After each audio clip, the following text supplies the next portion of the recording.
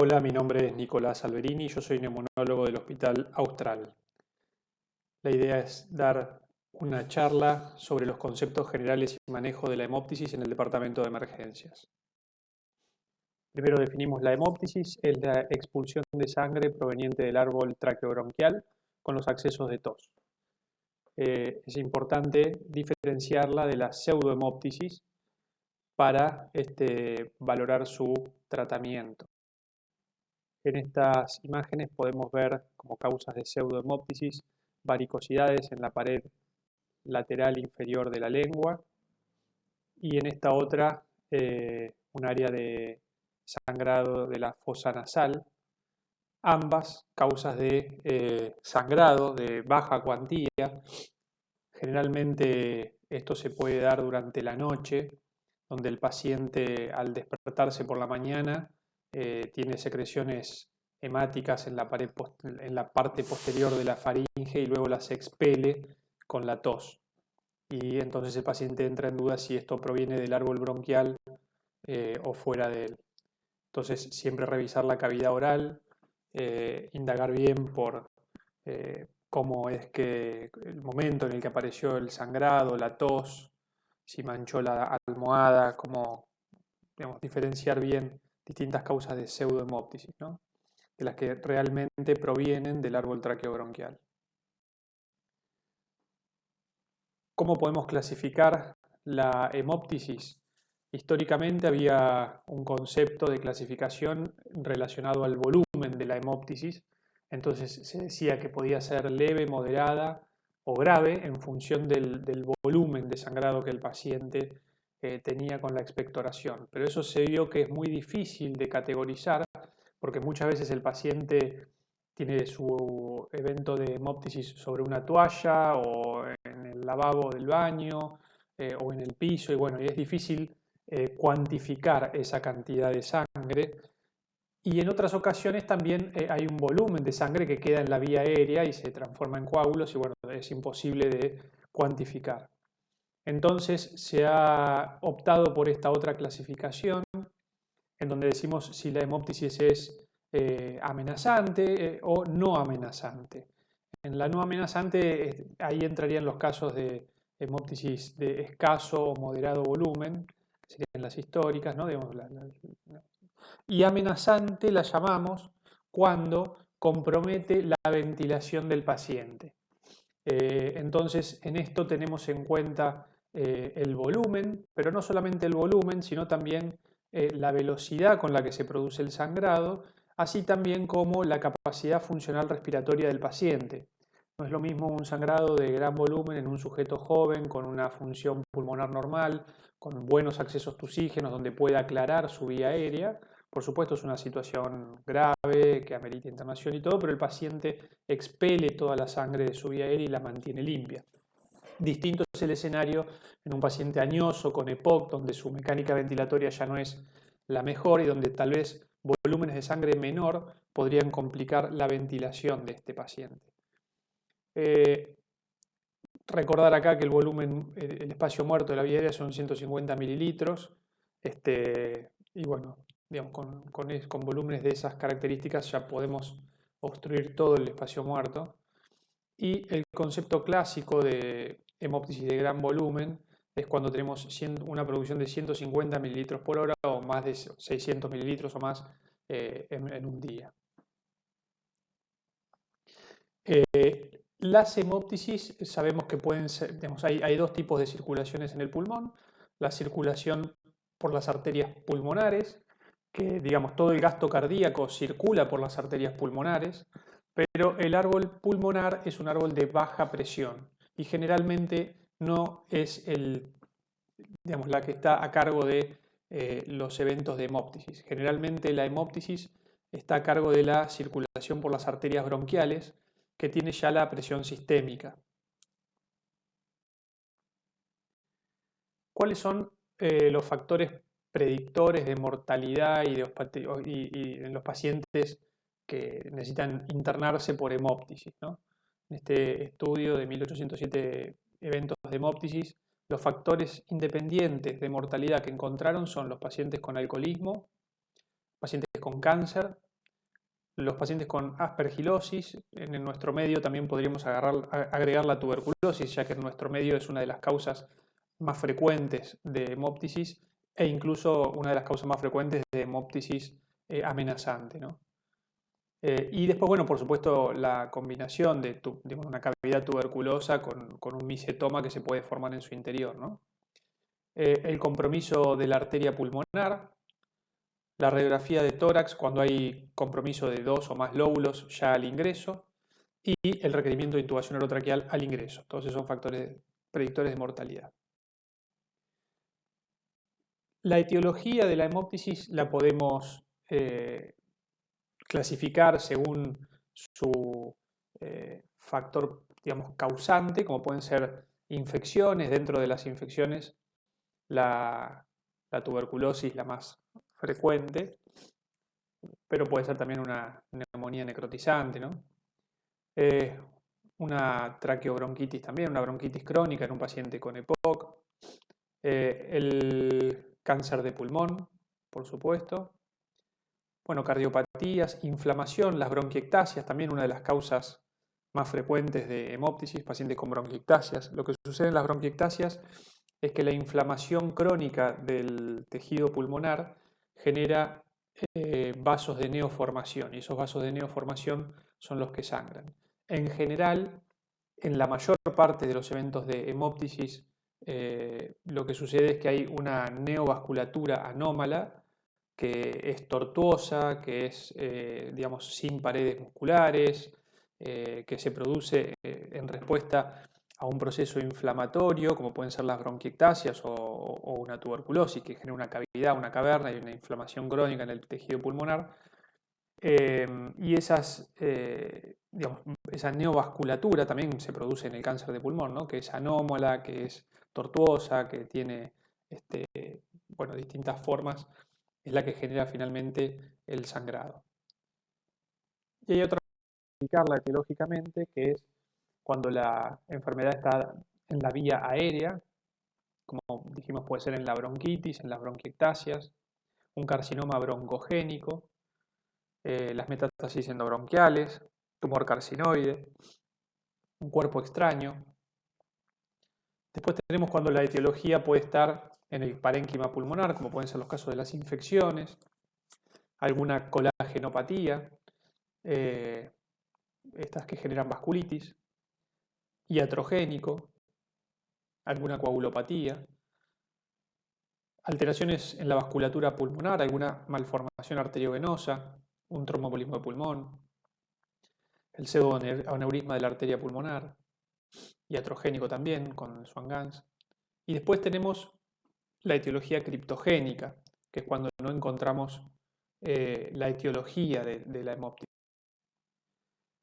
Acá, digamos, hay que tener en claro que no logramos establecer el diagnóstico de la hemóptisis en el 20% de los pacientes. O sea que pacientes que vienen con un sangrado y, digamos, descartamos la pseudohemóptisis y lo ponemos en una sala de emergencias, hacemos tomografía, angiotomografía, broncoscopía y demás, y no logramos aclarar la etiología de la hemóptisis. Generalmente son cuadros que resuelven de forma espontánea y bueno, y quedan así como cuadros idiopáticos.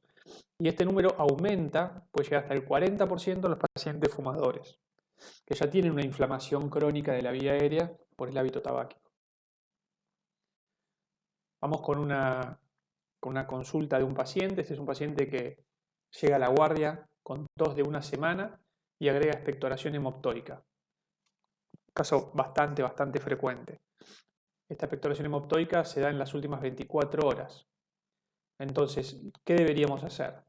Solicitar una broncoscopía, solicitar imágenes, RX o TC de tórax, ubicar al paciente en decúbito dorsal, solicitar una rutina completa y agrupar al paciente, realizar una intubación orotraqueal selectiva con un tubo número 8 o superior, un tubo grande, o indicar aislamiento respiratorio y esputo con bar.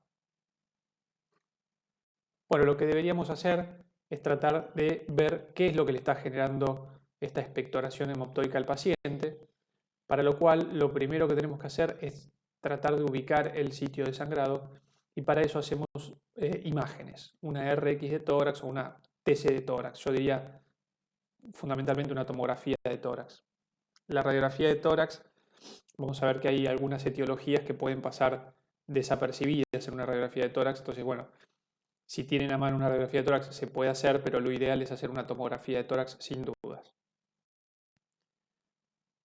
Cuando el paciente ingresa con la hemóptisis, bueno, tenemos que ver dónde ubicamos a este paciente y bueno, lo ideal es tener un centro hospitalario que tenga la posibilidad de internar al paciente en terapia intensiva.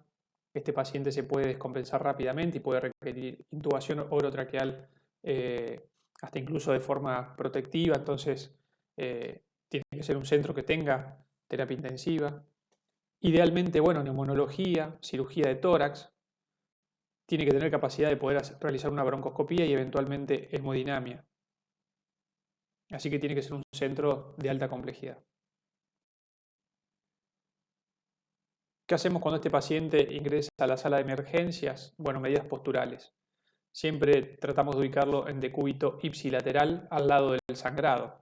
Si al ingreso le hicimos una tomografía y vemos que tiene un infiltrado, una imagen, una cavidad, una caverna o lo que sea del lado derecho, tratamos de poner ese lado derecho en la parte de abajo, digamos, ¿no? Y dejar el lado izquierdo, que sería el que está sano, hacia arriba, de modo que la sangre que se vaya generando en el pulmón derecho no me inunde el lado izquierdo, para proteger el lado izquierdo.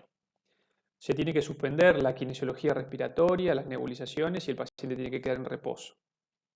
Ayuno, siempre es importante dejarlo en ayuno, uno no sabe si el paciente cómo va a evolucionar, si hay que intubarlo, si hay que hacerle algún procedimiento. Por supuesto, acceso venoso, agruparlo, reservar sangre. Se le pueden dar antitusígenos, eso ayuda a disminuir digamos, el reflejo tusígeno y a que no se estén, una vez que se forma el coágulo, que con el acceso tusígeno no se expela el coágulo, ¿no? Entonces la idea es dejarlo en reposo, que no tosa y bueno, que se forme el coágulo y que el coágulo haga el trabajo de hemostático. Valorar la permeabilidad de la vía aérea, estar listo para intubar en caso de necesidad. Bueno, por supuesto, un hemograma, un coagulograma, gases, electro, función renal, orina, una rutina completa. Con respecto a los antifibrinolíticos, no hay evidencia que esté a favor de su uso, no han demostrado ser efectivos, la evidencia es pobre, pero bueno, está el ácido tranexámico o el aminocaproico, que bueno, se pueden utilizar, nosotros en el hospital no los usamos. Con respecto a la localización del sangrado, lo primero que hacemos son imágenes.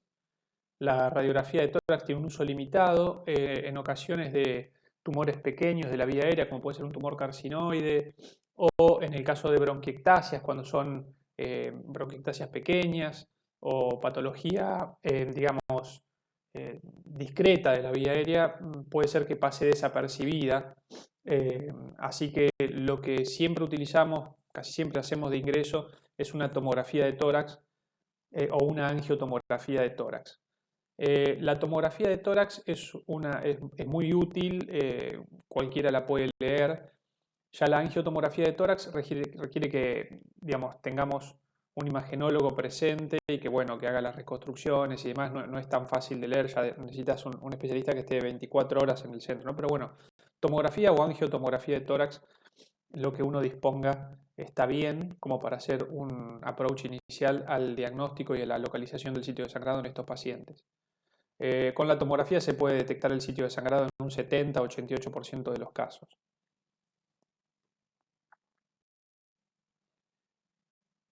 La broncoscopía es el paso posterior. La broncoscopía permite, bueno, detectar el sitio de sangrado hasta en un 93% de los casos. Uno puede recorrer la vía aérea. Hay varios escenarios. Hay escenarios donde el sangrado es un babeo, entonces uno entra en la vía aérea y uno rápidamente reconoce cuál es el lóbulo del cual proviene el sangrado. Hay otro escenario en el cual uno no ve absolutamente nada, entonces bueno, hace pequeños lavados con pequeñas alícuotas en distintos lóbulos para ver si de alguno de ellos viene algún resto hemático. Y hay un tercer escenario en el cual uno entra y ve todo rojo, absolutamente todo rojo, desde la glotis hacia el interior. bueno, uno aspira secreciones, aspira los coágulos, trata de limpiar lo más que se pueda la vía aérea y ahí, una vez con la vía aérea lo más limpia posible, bueno, tratar de detectar cuál es el lugar del cual proviene el sangrado. Aunque sea tratar de definir cuál de los dos pulmones es el que está sangrando, como para poder excluirlo en el caso de necesidad. Se puede hacer un diagnóstico etiológico con la broncoscopía también, ya que bueno, puede detectar una lesión en la vía aérea, como puede ser un tumor carcinoide, un carcinoma de pulmón. Como dijimos, se pueden aspirar las secreciones, esto permite mejorar la ventilación. Puede ser terapéutico, a menos en forma parcial, cuando uno instila adrenalina o solución fisiológica fría sobre la lesión que está sangrando y puede, bueno, disminuir el sangrado. También está descrito que se puede hacer láser o electrocauterio, o bueno, hay distintas otros, digamos, ya maniobras que requieren de mayor complejidad, ¿no? Pero bueno, también puede ser terapéutico. Permite posicionar un tubo orotraqueal haciendo una intubación selectiva. Si vemos que el sangrado proviene del lado izquierdo, podemos progresar el tubo orotraqueal hacia el bronquio fuente derecho, inflarlo en el bronquio fuente derecho o digamos, ocupar toda la circunferencia del bronquio fuente derecho o al revés, y entonces proteger ese lado. Si bien no vamos a estar tratando el sangrado en sí, vamos a estar protegiendo el pulmón sano y permitiendo la ventilación adecuada. Permite realizar bloqueos bronquiales con un catéter de Arndt o un balón simple de Fogarty. Ahora vamos a ver cómo es el catéter de Arndt. Y siempre permite orientar a la angiografía posterior. Si el paciente sigue con el sangrado, en general el hemodinamista, por lo menos en el hospital, siempre nos pide que tengamos hecho una broncoscopía previa como para tratar de sectorizar lo más posible cuál es el sitio de sangrado, ¿no? Entonces, entre la tomografía y la broncoscopía, uno le va dando cuál es el lugar más probable del cual proviene el sangrado y eso acorta los tiempos de la angiografía y permite mejores resultados. Y esto es cómo quedaría colocado, digamos, esta es la carina principal, esta es la pared posterior de la tráquea, este es el bronquio fuente izquierdo, en este caso teníamos un sangrado del lóbulo inferior derecho, y acá se ve el catéter de Arndt inflado, bloqueando el bronquio intermedio.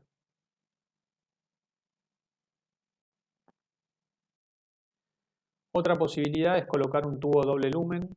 El tubo doble lumen hay izquierdos y derechos. Tienen un balón y permiten excluir uno de los dos árboles bronquiales. No es tan simple intubar con tubo doble lumen. Tal vez los anestesiólogos y sobre todo los anestesiólogos que hacen tórax están más habituados, pero es bastante difícil y más en una situación de hemoptisis.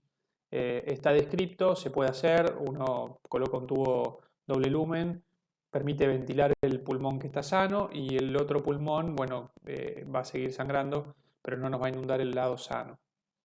La contra del tubo doble lumen es que, bueno, por dentro del tubo doble lumen, como son dos tubos pequeños, no pasa un fibrobroncoscopio, con lo cual ya no se pueden hacer, digamos, toilettes bronquial, aspirar secreciones, retirar coágulos, con lo cual es una maniobra, digamos, en la urgencia, en la emergencia, pero no es algo definitivo, ¿no? Hay que tener experiencia en este tipo de tubos y bueno, está descrito y también puede ser una opción. Bueno, por último, cuando digamos, ubicamos el sitio de sangrado, hicimos un tratamiento broncoscópico, tenemos a nuestro paciente estable. Por último, si el paciente sigue sangrando y tenemos evidencia de ello, lo que hay que hacer es una angiografía. Por supuesto, la angiografía localiza el sitio de sangrado mediante la colocación de un catéter y haciendo instilaciones con contraste.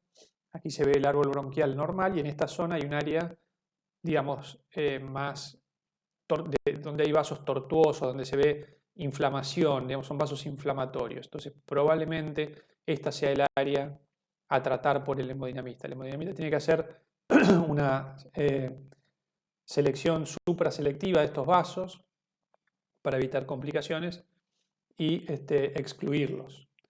El tratamiento es bien dirigido y resuelve el sangrado agudo en el 85% de los casos. Puede haber recidiva en ciertos casos. Bueno, entonces el tratamiento ya hablamos de lo broncoscópico, de lo angiográfico y por último nos queda lo quirúrgico, el último de los recursos. Detectamos que un paciente tiene bronquiectasias, esto es un caso real, por ejemplo, un paciente con fibrosis quística, nos ha pasado de tener hemoptisis recurrentes, múltiples tratamientos broncoscópicos, siempre detectábamos que el sangrado era en el mismo sitio, múltiples tratamientos angiográficos, en este caso era un paciente que vivía en el interior, en el sur, e incluso ha llegado a venir al hospital en vuelos sanitarios.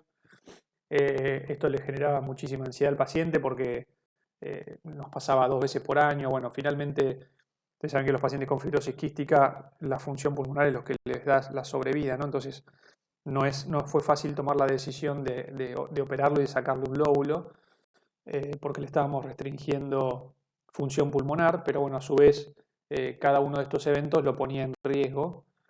Así que finalmente se tomó la decisión de operarlo y bueno, eso fue prácticamente curativo porque desde ese entonces el paciente no volvió a tener eventos de hemoptisis que requieran internación y tratamiento con angiografías o de ningún tipo. Así que bueno, pero bueno, tuvimos que estar muy seguros porque el paciente tenía bronquiectasias en ambos pulmones, entonces había que tomar muy bien, saber muy bien cuál era el lugar que sangraba, ¿no? Entonces, luego de múltiples broncoscopías, de múltiples tratamientos y siempre ver lo que era el mismo lóbulo el que daba problemas, lo operamos y fue curativo. Generalmente el acto quirúrgico es como el último recurso y bueno, si uno hace esto durante un evento de hemoptisis masiva, la mortalidad es alta, puede llegar al 20%. Vamos con un caso clínico, dos casos clínicos totalmente distintos. Fíjense la radiografía de este caso, fíjense la radiografía de este caso, vamos con el primer caso. Es un paciente, bueno, es un paciente de 58 años que tiene un síndrome de impregnación, consulta en la guardia porque tiene fiebre, tiene una tos de 3 meses y ha tenido un evento de hemoptisis importante, un gran volumen, llega con las toallas llenas de sangre a la guardia. Entonces, ¿cuál sería el primer gesto en este paciente? Bueno, por supuesto, las medidas, ¿no? Ponerlo en decúbito lateral izquierdo, bueno, todas las medidas que hablamos antes, antitusígeno, reposo, ayuno. Pero a este paciente uno tal vez buscaría ponerle mediante broncoscopía, o sea, en la placa ya localizamos cuál es el sitio de sangrado, ¿no? Buscaría hacer una broncoscopía, eventualmente colocar un bloqueador ahí en el lóbulo superior izquierdo, instilar a su vez un poco de adrenalina, eso podría mejorar las cosas, pero seguramente este paciente va a necesitar una arteriografía. Por supuesto, iniciar tratamiento probablemente sea una tuberculosis, ¿no? Tiene una gran cavidad con nivel acá arriba, así que hacerle un sput o VAR y bueno, con la misma broncoscopía también uno puede tomar muestra, puede hacer un lavado y mandar a analizar. En este otro caso, tenemos una mujer joven de 35 años con el diagnóstico de lupus, ingresa con un distrés y los familiares que la traen dicen que ha tenido estrías de sangre en la almohada. Bueno, este es un caso totalmente distinto. Va a haber que hacerle una broncoscopía, va a haber que hacerle un VAL con recuento de hemosiderófagos y probablemente requiera corticoides y ciclofosfamida. Fíjense que en este caso, como es digamos, el compromiso de la radiografía es bilateral, difuso, prácticamente 4 cuadrantes, y la cantidad de sangre que ella ha tenido, la cantidad de hemoptisis es muy leve, pero fíjense que igualmente, digamos, se trata de una hemoptisis y en este caso estamos hablando de una hemoptisis por una vasculitis. Cuando nosotros le hacemos un VAL a un paciente con una vasculitis, generalmente entramos en la vía aérea, vemos sangrado de forma difusa, y cuando hacemos un VAL vemos que las alícuotas son de este color, bien rojas, y eso es bien característico de un sangrado alveolar. Por supuesto que después, cuando hacemos recuento de hemosiderófagos, nos viene positivo.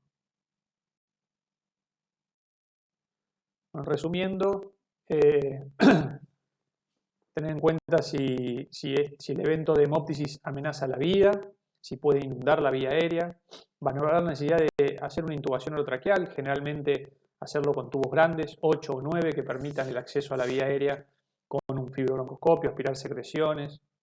Localizar el sitio de sangrado es muy importante, ya vimos la utilidad de la tomografía de tórax o de la angiotomografía de tórax como recurso inicial, la broncoscopía también, y la angiografía como diagnóstico de sitio de sangrado y tratamiento a la vez.